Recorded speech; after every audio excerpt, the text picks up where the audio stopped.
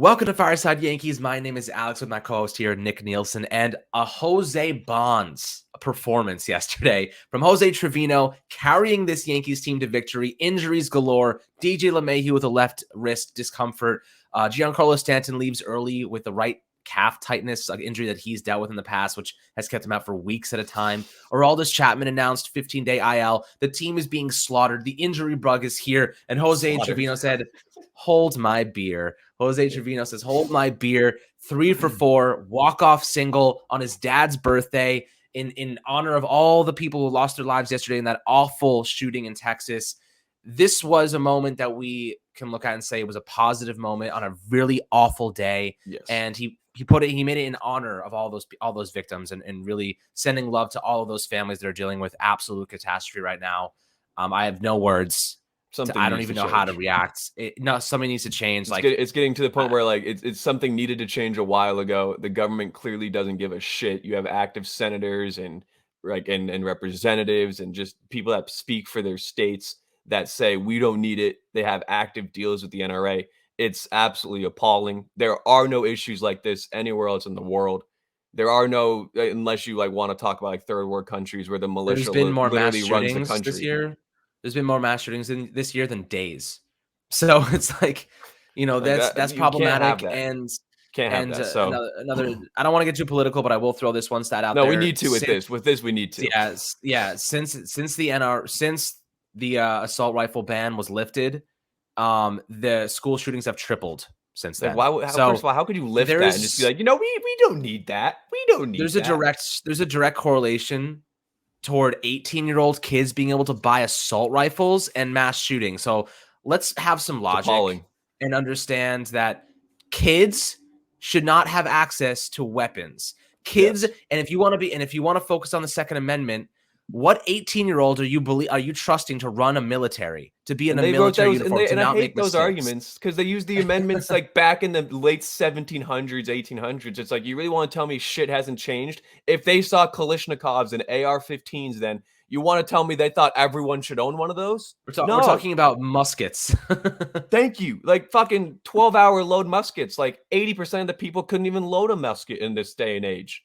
So yeah, okay, if you wanted to own a musket, by all means, go right ahead. If you had an intruder, that's probably honestly the last thing they want to see. Everyone, right? They open they pick the lock. You're just sitting on the steps. You fucking come in here. I'm warning you. But honestly, though, Alex, I'm very glad you brought that up. I know it's politics, and everyone says no politics in sports. This isn't politics. This is basic human life. And it's getting to the point where it's sickening. Politics and sports have been intertwined forever. People say, sports figures, players, media, just shut up and dribble. Shouldn't be allowed to speak about it. But what makes you more qualified than anybody else? We all have an opinion, right? Everybody has an opinion. We're all living in the same country. We're all citizens of the same area. We all have to. Eventually, we all have to send our own kids to school and hope they don't get shot up because an 18-year-old can buy an AR. But yeah, imagine that. You send your kids to school, a safe place, a safe haven. For a lot of kids, they feel safer at school than at home. And then they know that they fear their lives because of the fact that no one's doing shit and they care more about the money that the NRA is putting in their pocket than they do about innocent lives. So, right. I don't know. It was a very sad day yesterday, and it was very, very tough to see all the media coverage on it and to realize that, unfortunately, unless people force change, nothing's going to change because those with the power are not making the right decisions. And we've seen that. But Jose Trevino yesterday had a game of a lifetime. He just enshrined him. There you go. Enshrined himself in Yankee cult history. Yankee cult history. I know it's no Aaron Boone game again, with the magnitude and the levels, but for everything that was going on outside of Yankee Stadium in the world, and for Jose Trevino, who had a lot of those things that kind of had come together at one big moment on yesterday. Like you said, it was his father's birthday and the terrible act in Orvalli, or is it Orvalli? I could be completely Uvalde. My bad, Uvalde. I was gonna say I could have been completely butchering that, but and that the fact that he immediately spoke on that when they asked him about his game and how he was feeling just shows the type of person he is. He's always been an incredible human being off the field. And of course, he's a great defensive catcher. We've known this. But for him to have that game yesterday when the Yankees needed it most, and honestly, it seems like Jose himself needed that game. It's beautiful. It's like the scene in Moneyball where Billy Bean's like, "How can you not be romantic about baseball?" Totally, totally. And look, I Jose was Trevino went crying, dude. from I had tears in my eyes. I know. And this look, the catcher position has been the worst position for the Yankees offensively this season, bar none. Even even Aaron Hicks could be that bad. And the catcher position is a disaster. And Jose Trevino went from hitting .213 to .246 in one night, and now he has a 30% on base rate. He has 2 homers on the year, had a solo shot yesterday in the 3rd inning, 3 RBIs. And then he had that one that was nuts, also against Baltimore. Yeah. Where he hit it like 4 feet out of the strike zone and it had like an expected batting average of like .070. And he hit it for a home run. The guy is like just a strange player all around, right? Yeah. He's a very interesting player offensively. You can't really figure him out. He just makes things happen and you That's don't what I'm really saying. expect it. He doesn't strike out like guys either. like that. He Doesn't strikes out strike out 14% of the time. Like 14%. it's not he's not going up there and just hacking and swinging and missing like his counterpart Kyle Higashioka does.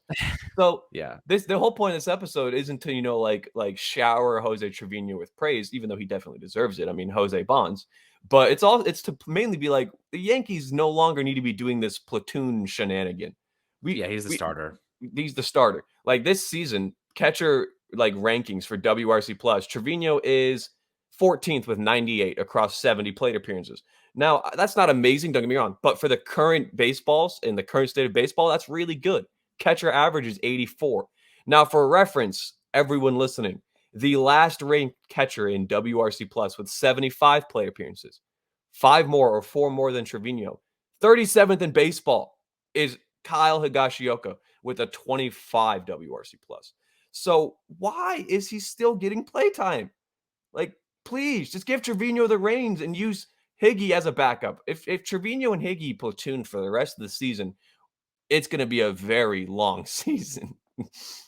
Well, that, and also I'll throw in there Kyle Higashioka is like the, child that Aaron Boone desperately wants to succeed, right? Yes. Aaron Boone has his specific guys that he's like, I'm going to keep forcing them to play until they break out of their funk. Higashioka is one of them. Hicks. Yeah, that's exactly what I was going to say. Higgy, Chapman, Hicks, those are the 3 guys that are force-fed at bats, force-fed innings to try and get better. But the ultimate thing you look at, Jose Trevino is having one of his best seasons defensively in his career. He started out at a 40% strike rate in 2018. It went to 47.5% in 2019. This year, 3 years later, it's at 54.8%, the best in his entire career. You look at his actual chart, and I'll put a picture of it for you guys in the video. It's incredible. The guy is absolutely destroying the strike zone. His framing is one of the best in baseball. He has a 78.6% strike rate in zone 14, which is basically the left outside portion of the plate. Or if you're a lefty, it's the inside portion. So he's doing a tremendous job. In the inside corner, if you're a righty and he's throwing, and you have a pitcher throwing to the inside low, he has a 43.9% strike rate there, and that's one of the hardest spots to actually get strikes. I'd say one of the, if not the hardest, like except for zone 11. But zone 11 most of the time is such an obvious, for a lot of umps, it's basically like David Cohn talks about it, how it goes from east-west to high-low. Now it's high-low. You see a lot of the calls that are called high-low. You see barely on the top, called a strike. Barely, especially to judge, low, called a strike. But those corners are so hard to call and so hard to frame. And Trevino does it like it's like literal clockwork. He's got 3 defensive runs saved on the season across, I believe, catching 509 pitches thrown to him. He's got 3 defensive runs saved. For reference, he is tied for most in baseball with Sean Murphy. The guy everyone wanted to get, Sean Murphy, with 3. Sean Murphy's caught 981 pitches. So in 472 more pitches, Sean Murphy has as many defensive runs or catcher framing runs, I guess, as Jose Trevino. So he is not just now picking it up offensively to where he's a top 12 offensive catcher in baseball, but that's going with him being the best defensive catcher in baseball. He's got as much FWAR as Sean Murphy does in 100 less plate appearances. This guy is really good, and the Yankees have him for I think 5 years. They traded Brian Abreu for him. If that, again, for people that shit on Cashman and shit on the Yankees for for their analytic-driven department that makes stupid decisions. Look at this one and tell me how this is a stupid decision. Look at the Clay Holmes one and tell me how that's a stupid decision. Even looking at the Joey Gallo one, tell me how that's a stupid decision. The only one that sadly can now be looked at as a stupid decision is the Donaldson one, and that's because of everything that's happened with Donaldson. But that's beside the fact. In terms of when they played, that's still a good decision. So it's like now you're starting to realize that all these pieces that Cashman had acquired are kind of there for more than just, oh, he's there to play defense. Like I will say IKF, I'm still not sold on. I think we definitely look at shortstop. Again, center field, left field is the more important thing to look at because of how plentiful our shortstop prospects are, that we don't need to go out and like trade and grab a big name shortstop or something. But for catcher now, that was everyone's biggest flaw going into the season. We don't know how Rortvett's going to do. We had Higgy. We think he's going to go off because he just had a really good spring training. We're hoping he does well. And now it's, okay, this is Trevino's job. Higgy's the backup. Rortvett's still injured. And that's that. That's how it should be going forward. Yeah. I mean, look, Trevino has earned the starting job. It's not even close. Higashioka should be the reserve.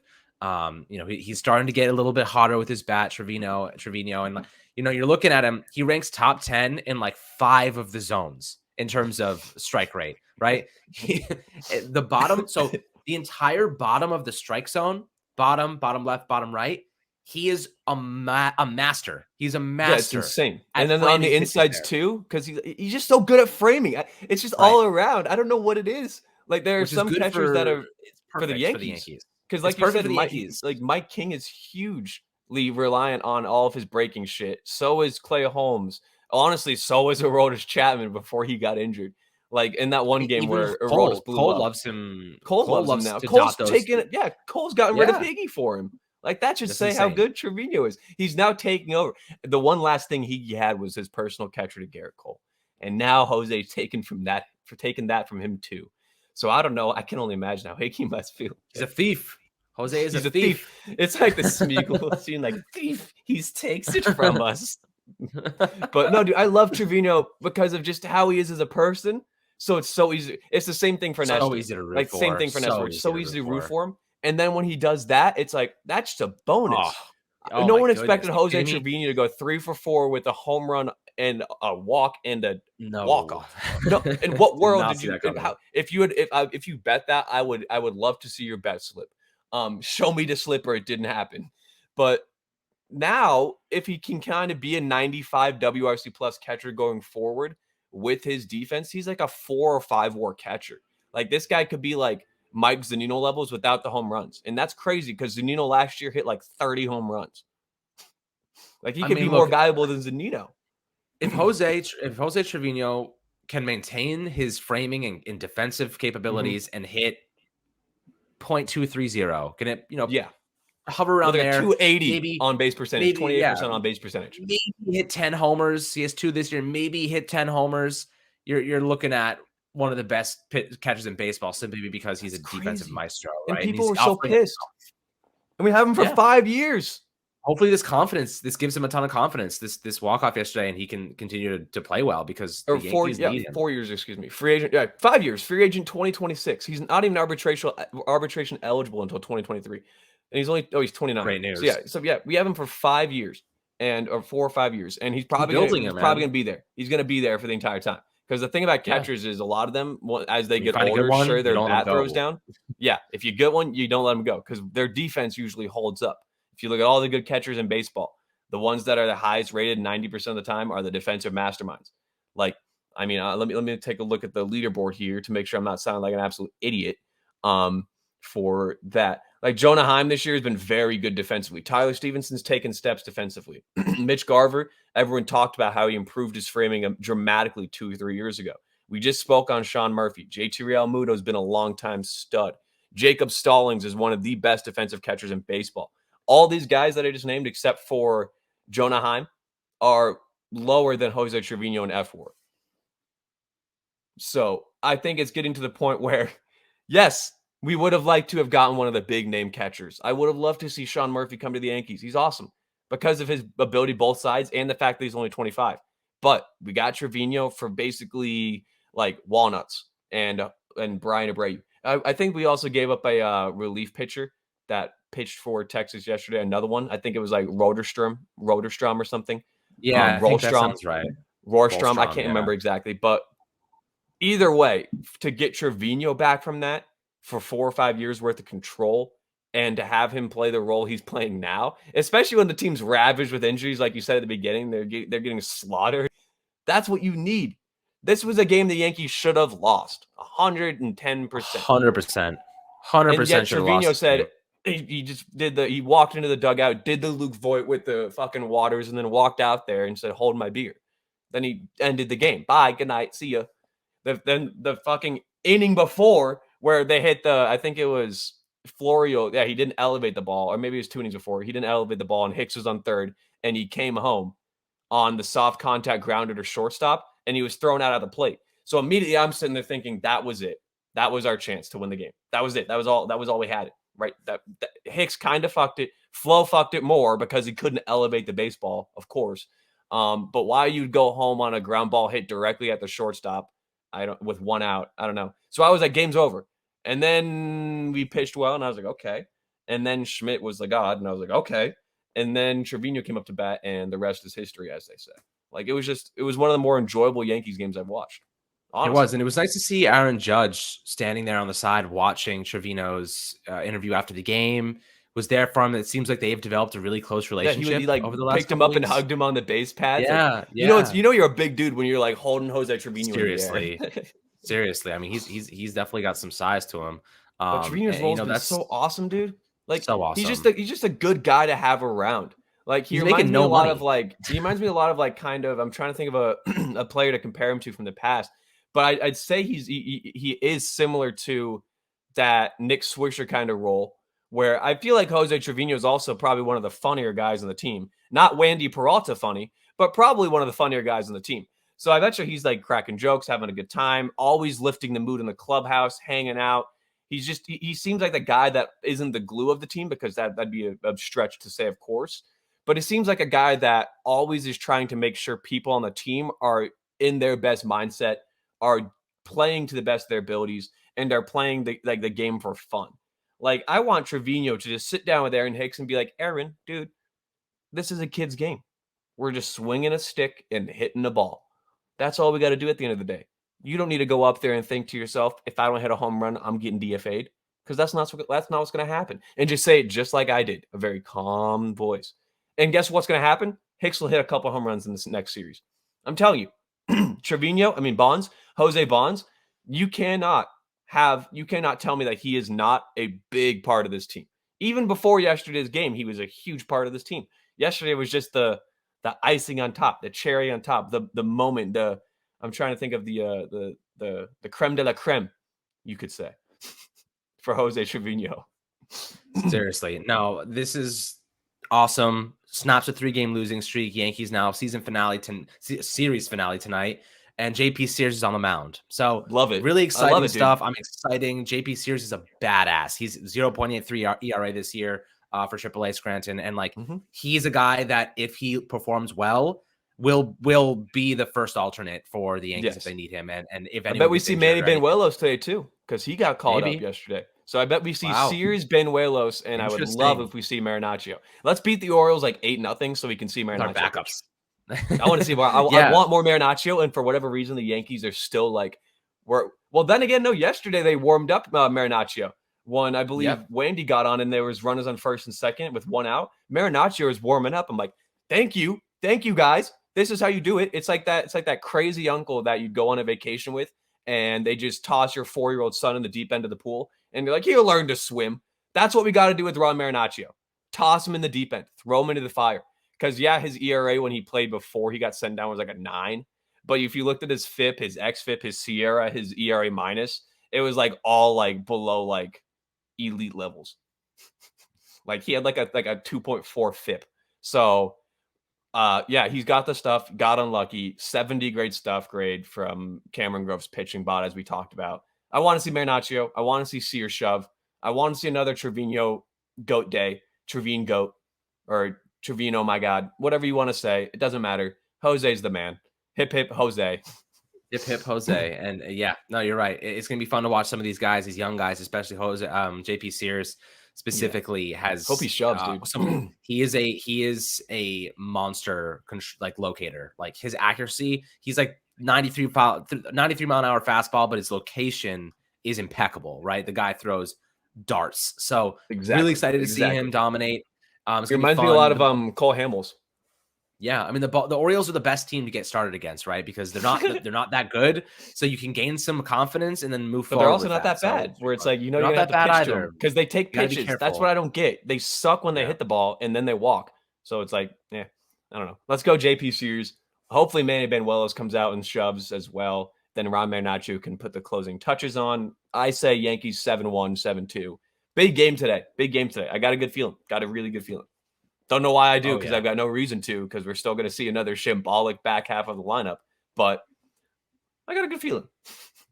absolutely. Me too. I'm really excited. So, guys, if you're listening to this episode, if you just made it all the way through, Jose Trevino, the man, the legend, so excited for him, and his whole story is just super inspiring. So that's great. Awesome. But as always, make sure to like and subscribe below on the YouTube channel. And catch you guys on the next Fireside Yankees episode.